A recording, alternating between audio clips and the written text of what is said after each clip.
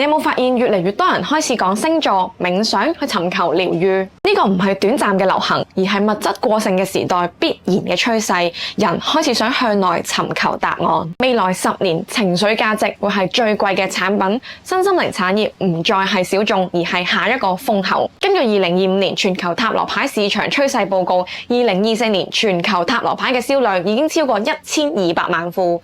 呢個唔單止係卡牌嘅銷售，背後仲代表住塔羅諮詢同學習嘅需求持續增長。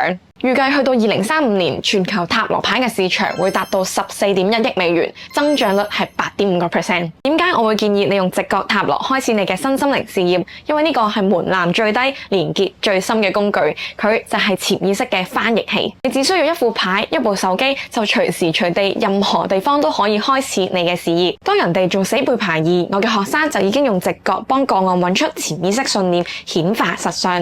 呢個可能都係你嘅成功路徑。我曾經用咗2年從負債到翻身，就係結合咗呢套塔羅加顯化嘅系統。只有將靈性落地，你先可以真正攞翻人生嘅主導權。我嘅塔羅 IP 培訓班已經開始招募學員啦，留言塔羅，我會將詳細嘅變現地圖 send 俾你。